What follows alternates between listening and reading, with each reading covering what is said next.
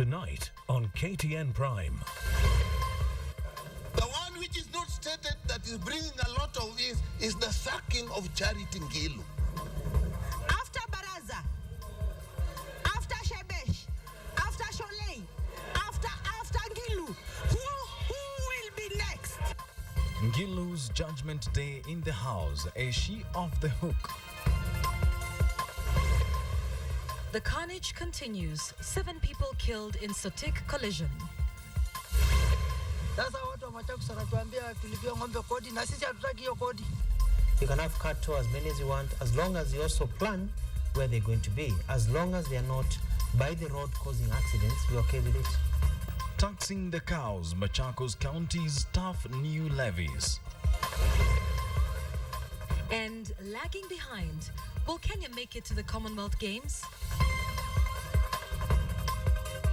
This is KTN Prime with Yvonne Okwara and Wilson Mburu.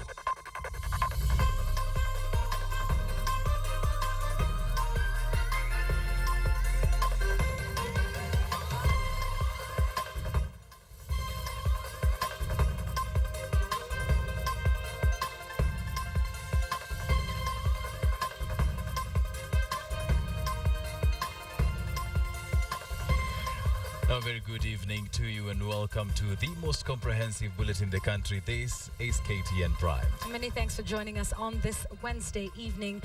Like you see, we have some great stories coming up for you. However, we begin our bulletin tonight with yet another story of road carnage, where at least 7 people were killed earlier today when 2 buses from the same company collided along the Kisii-Nairobi highway. The accident involving buses from Nyamira Express Company also left 42 passengers injured. Betty Kiala has the details of the crash that comes exactly 1 week after the deadly Mutindo collision that left 12 people dead.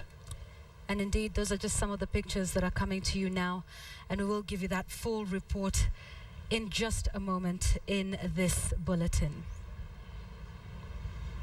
Let's move to Parliament now, where Lands Cabinet Secretary Charity Ngilu escaped with a slap on the wrist as the National Assembly stopped shy of recommending her removal from office. Now, the MPs adopted a report that accused Ngilu of violating the Constitution by illegally creating positions and appointing people to occupy them. The MPs left it to President Uhuru Kenyatta to decide on whether or not to take further measures against Ngilu. Sam Magina reports on the debate that defied the usual party lines. In an acrimonious debate that occupied more than half of the afternoon session, members pushing for Ngilu's censure blasted the Cabinet Secretary for what they described as impunity and total disregard for the Constitution. The Cabinet Secretary, by doing all this, violated the oath of office that she took on her appointment. This should be a caution to other cabinet secretaries that they should operate within the law, that there should be thorough consultation. In a surprise departure from tradition, Jubilee Alliance parliamentarians championed the anti-Ngilu motion, saying members of the executive were not above the law. Ngilu was reprimanded for usurping the powers of the Public Service Commission and the National Lands Commission in setting up various directorates offices at the ministry and subsequent appointments to the offices. Nobody in the executive can usurp, even the president can usurp the powers of the Public Service Commission. It is the constitutional responsibility of the members of this Augusta House to interrogate the effectiveness of decisions made by the executive. And that is exactly what this report attempts to address.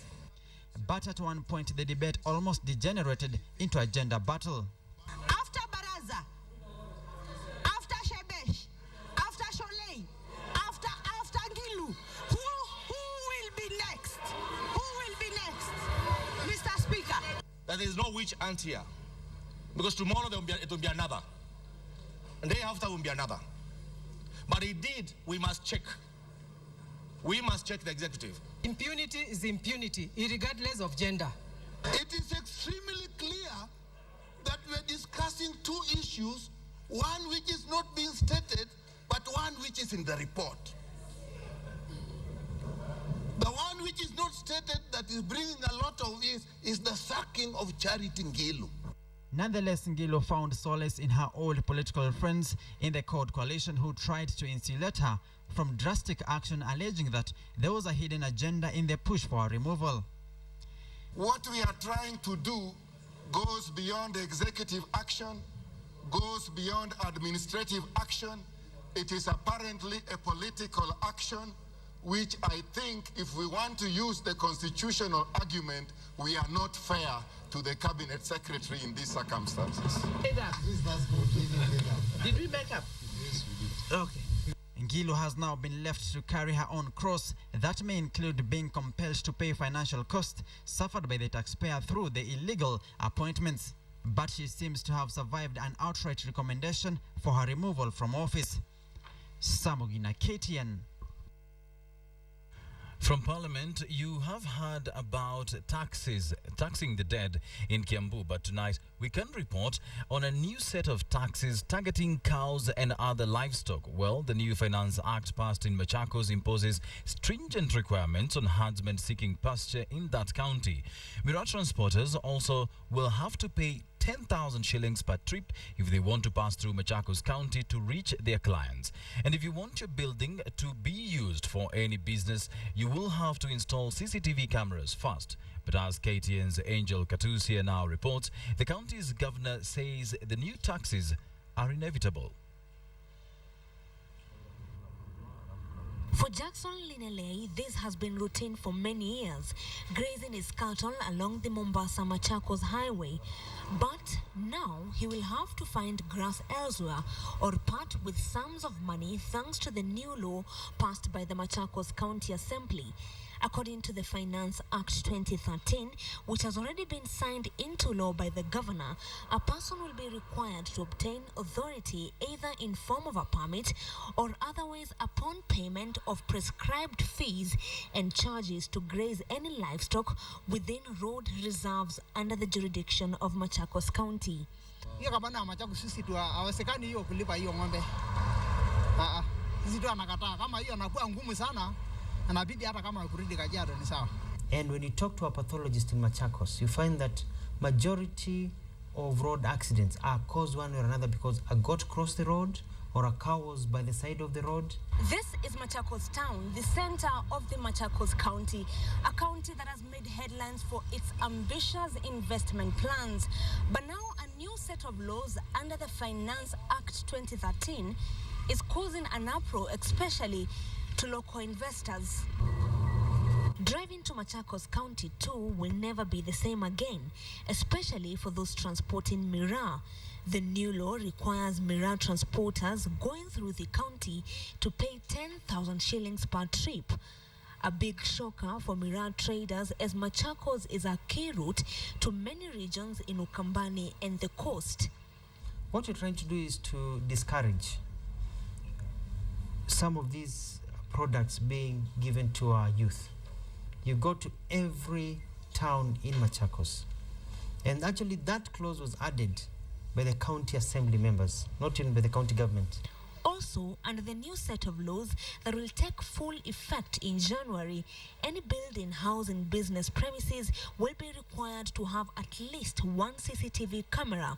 Without the installation of the CCTV camera, the building will not be licensed for any business. Traders say this will increase the cost of rent, triggering a rise in the cost of everything sold in Machakos County. We wonder when did they pass that bill, which is going to harass, intimidate, and drive most of our businesses out of business. And commercial truck owners have also not been spared by these tough laws. These ones in Mlolongo, for instance, will now have to park at a designated area for 500 shillings per day.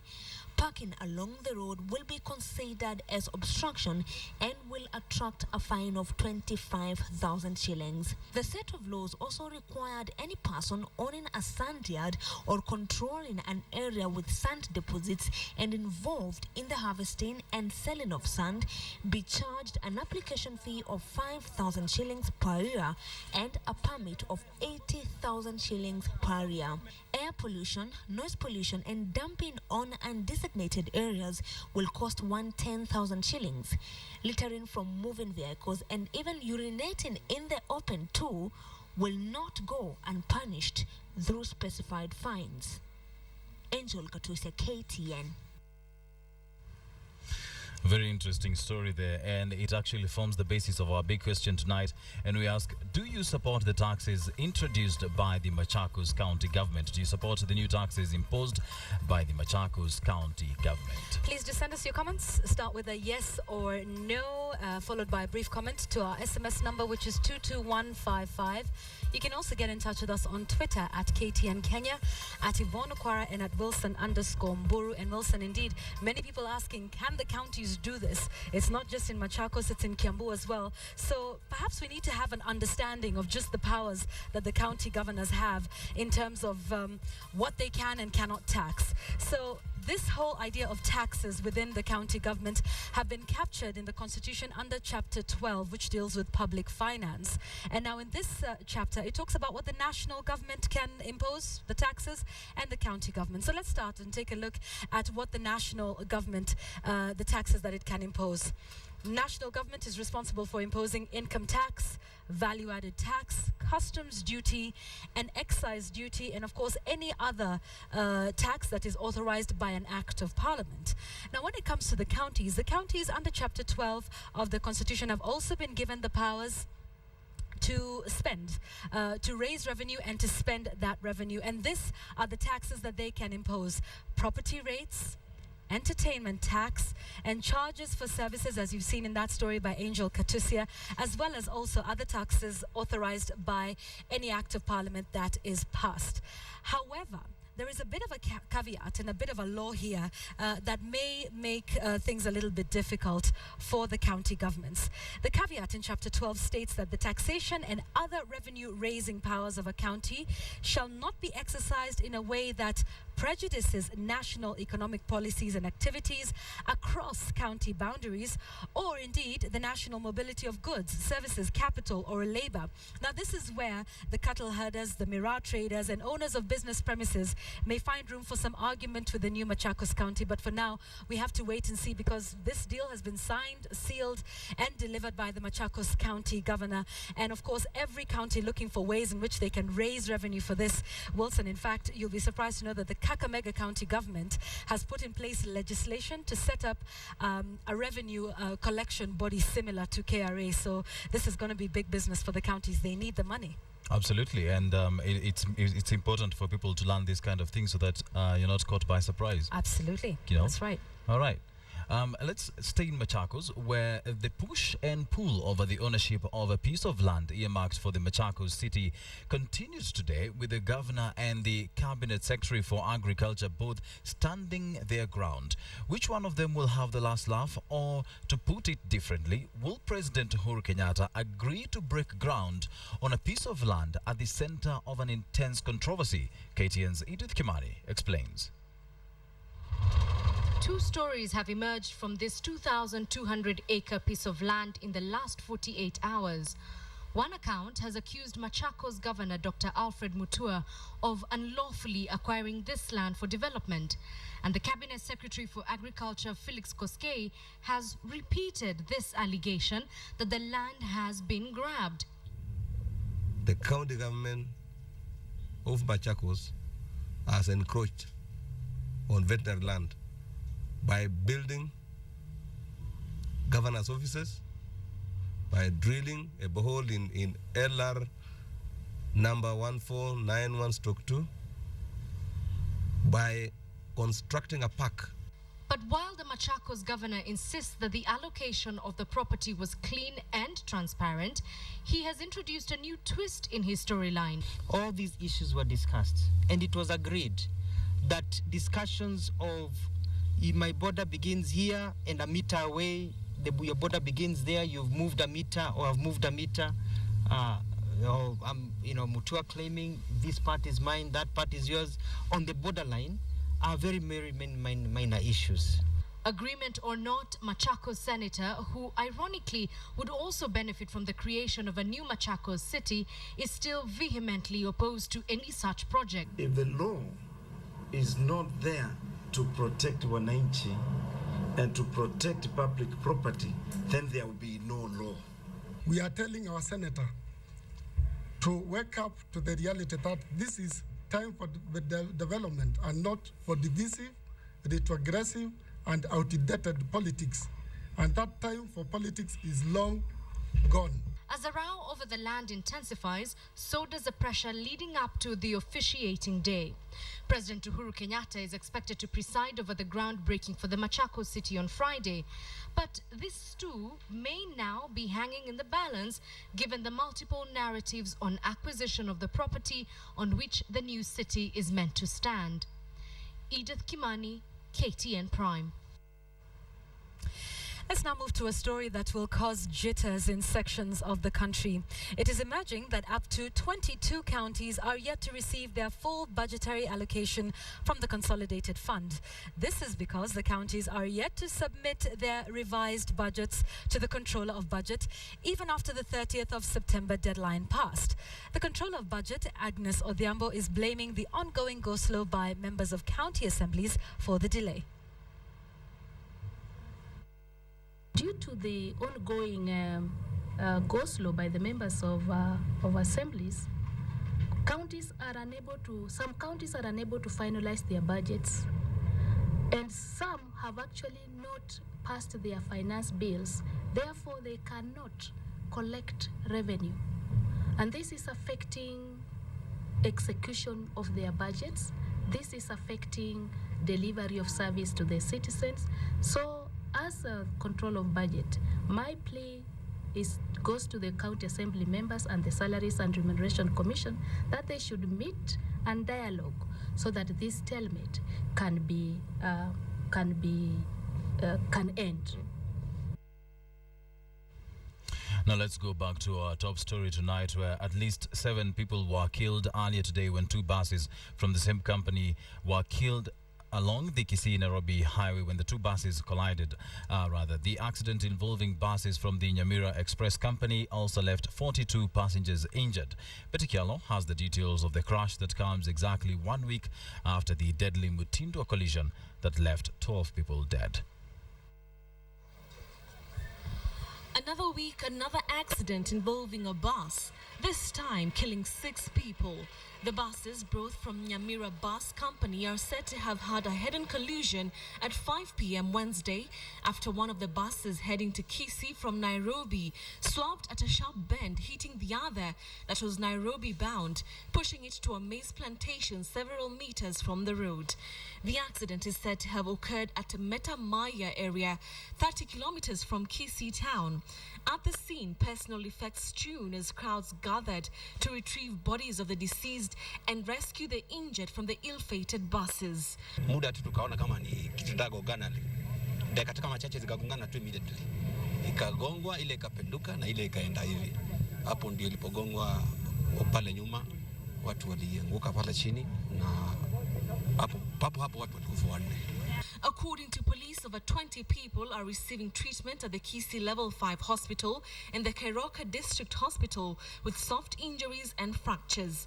The accident comes exactly a week after an Umuina bus collided with a train at Mutindwa level crossing in Nairobi, leaving 12 people dead.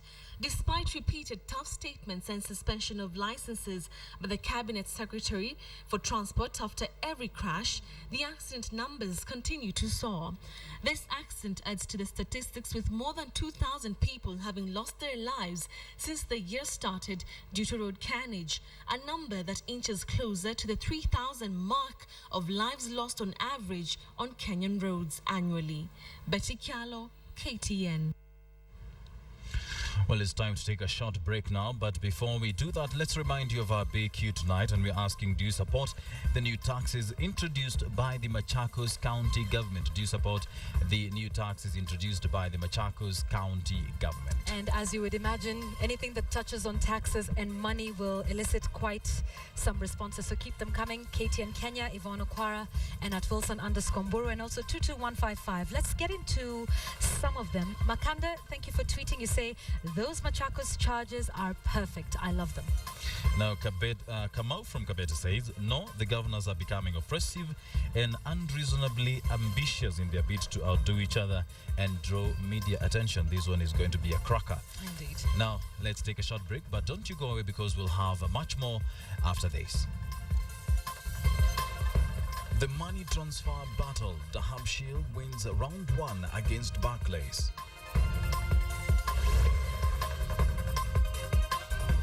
The Kenya small-scale tea farmer is said to grow the best tea in the world that is used to blend other teas to improve their quality. Yet, he is paid the least in the world. You're watching KTN Prime. The Somali money transfer company Dahabshil. The bank had threatened to suspend business with Somali money transfer companies on concerns that the remittances were being used to fund terrorism. Linda Ogutu takes a closer look at this unusual yet popular money transfer system. For years, these money transfer outlets in war-torn Somalia have been the lifeline for thousands of Somalis who depend on money sent by relatives from abroad. Somalia has had no formal banking sector, and the remittances are a key lifeline here. However, in May this year, Barclays Bank, the last major bank providing remittance services to Somalia, announced that it planned to shut down their accounts to about 250 money transfer service businesses, including the Dahabshil. Barclays initially set a July 19th deadline, citing concern over falling fall of money laundering regulations and concern that it could unwittingly be financing terrorist activities. Ahmed disagrees with the reasons given by Barclays and explains how the Dahabshil works. Our services, our operations are all overboard. The Dahabshil has nothing to hide. He says the notion that the service funds terrorism activities is founded on lies and propaganda. We make sure that nothing that has any illegality or anything that is derived from any criminal sources that go through the Dahabshil. In Kenya, a good number of those who would be affected reside in Isili area of Nairobi, the area widely associated with Somali nationals. Now, last month, the government released 3,500 prisoners from Kenyan jails so as to decongest the facilities.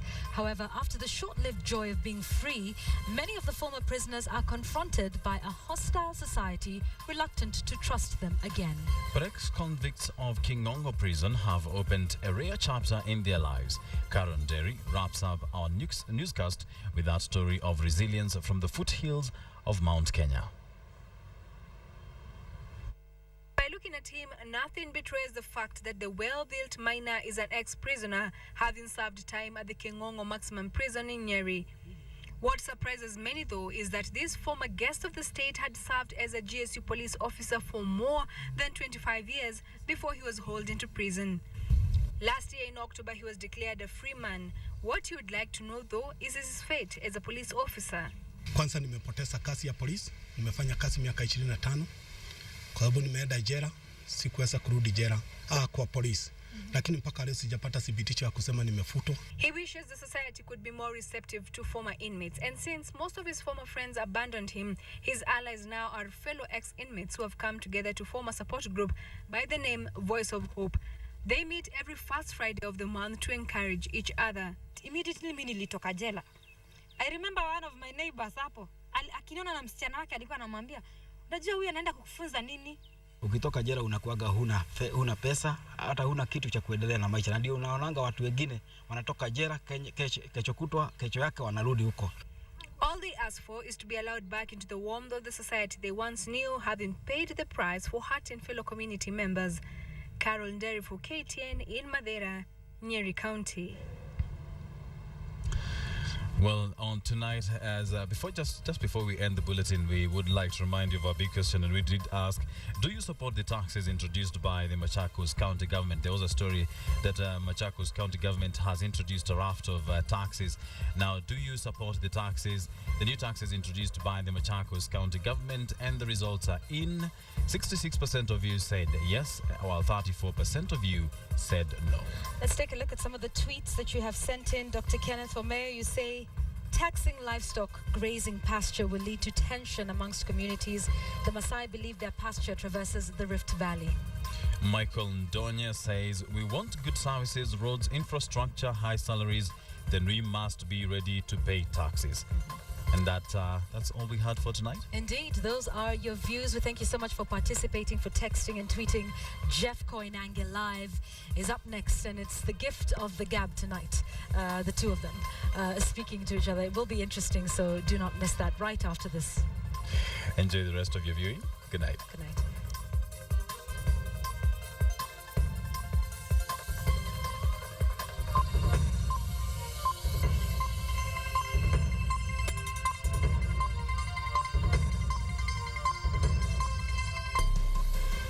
People last night in the Kisauni area. The suspects who were riding a motorcycle shot the plainclothes police officer on the head and on his back, then sped off. According to Kisauni OCPD Julius Wanjohi, the motive behind the killing is not yet clear. Just 3 days ago, an administration police officer was attacked by unknown people and was severely injured in the same area. Mombasa has recently seen several cases of killings of religious leaders.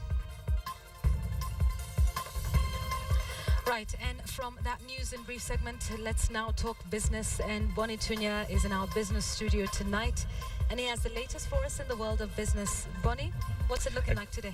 Right, Yvonne, today we have a lot of good news coming in. We understand there's a direct flight from Germany that has been reopened, so we received 250 tourists today, meaning a boost to the tourism industry. That and more coming up in business.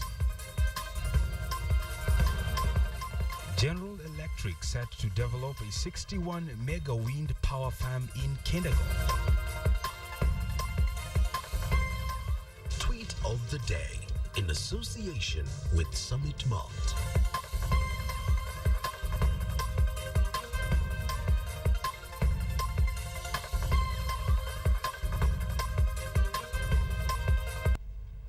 Good evening, this is Business. My name is Bonnie Tunya. The Energy Regulatory Authority has issued a license for the generation of 61 megawatts in Kinangop. Now, Aeolus Kenya will undertake the project as part of an ambitious plan to generate 5,000 megawatts in the next 4 years.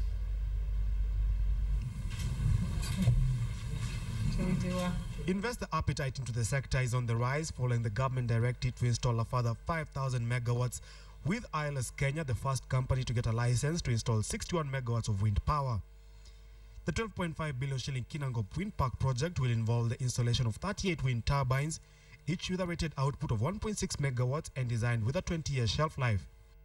There are other generation projects which are also being fast-tracked, and many of these basically have to do with the Project 5000 that the government is putting in place. You know, our company Aeolus Kenya has been doing this for 6 years, and when it's come to working with the ERC, they've been extremely efficient. Kenya currently has an installed capacity of 1,664 megawatts that is set to rise. Committed wind power projects include the Lake Turkana wind power project that will generate 300 megawatts, an expansion of Kenyans wind power projects on the Ngong Hills to give a further 13.8 and 6.8 megawatts respectively. The intended power mix under the project includes 1,646 megawatts from geothermal, 1,050 from natural gas, 630 from wind, and 1,920 megawatts from coal. For the ERC, the challenge now is to fast-track approvals and licenses for viable power projects and improving the transmission and distribution channels. If you are familiar with this, you probably are aware that we are normally required to take 90 days to approve a PPA and 90 days to approve the license. But for purposes of Project 5000, we have committed to do this in 30 days. That means that there are a lot of processes that we are going to fast track. Project 5000 Plus is largely ambitious, but analysts believe it is attainable in the time frame given. With commitments from the Chinese government and angel investors keen to invest, all that remains for government is to put its house in order to ensure power projects get up and running quick. Michael Kanja, KTN Business. From ambition to good news, and the Kenya tourism got a shot in the arm with the arrival into Mombasa of a direct air service from Vienna, Austria early today. The over 250 arriving passengers who landed at the Mombasa International Airport were from Germany and Austria in what is the first direct flight into Mombasa since 2009. According to the airline Conda, this will now be a weekly flight using Boeing 737-300. Now the route and is expected to boost arrivals from that part of Europe that has remained consistent amid shrinking tourism numbers into the Kenyan market. The Kenyan Tourism Board account manager based in Germany, Mr. Guido Baja, said that the new service, which originates from the German city of Munich via Vienna in Austria, will be a major boost to Kenyan market as it will offer direct flights to tourists from both Germany and Austria. Speaking at Mombasa International Airport in Mombasa County, the Deputy Governor Hazel Katana described the new service as a morale booster to the Kenyan tourism and urged on stakeholders in the industry to ensure that the services are of high quality. From Vienna, it came in through Munich to Mombasa. The last flight Condor landed in Mombasa was in 2009, and it has come with 251 tourists who are going to be in Mombasa for a week, and of course they'll be visiting other parts of the coast province as well. National Bank of Kenya expects to open 8 new branches in the country before the end of the year as part of its ambitious expansion growth. Now, Philip Keitani attended one of these and files this report. Stiff competition, high cost of borrowing, fraud and competition from mobile money transfer services have forced financial institutions to rethink its way of doing business.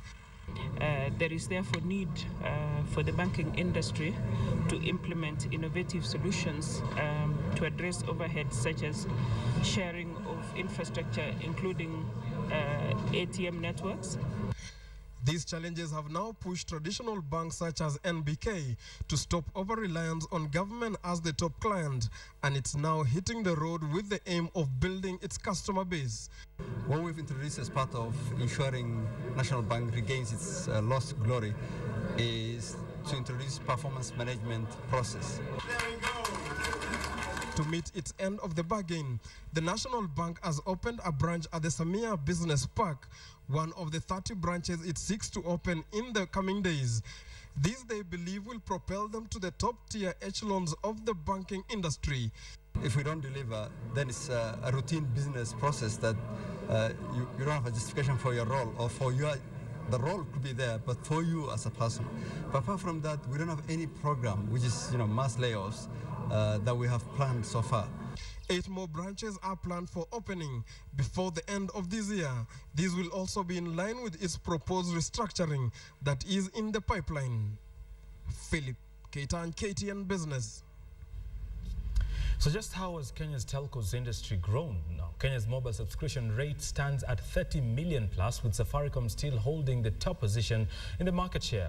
In a report released by the Communications Commission of Kenya, Safaricom at the end of June 2013 had 20.1 million subscribers on its network. Airtel Kenya was second in the market, having 5 million registered subscribers, while Esa Telcom, popular as U Mobile, has 3 million registered customers. Telcom Kenya, popular as Orange, had only 2 million subscribers on its network in the period under review. Right, here's a look at what else is happening in the world of business coming up next on the Corporate Briefs. Uganda's Capital Market Authority and the Ugandan Securities Exchange have approved the application for the cross-listing of Kenya's Uchumi supermarket at the Uganda Securities Exchange. The retailer will be listing 265 million ordinary Uchumi shares, each valued at 5 shillings, at the Uganda Securities Exchange starting November 13th, 2013.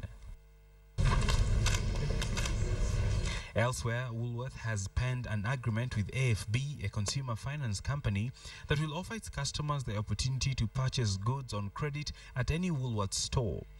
The partnership deal will see AFB managing the Woolworths private label card program, a customized retail card program that is tailored specifically for Woolworths customers.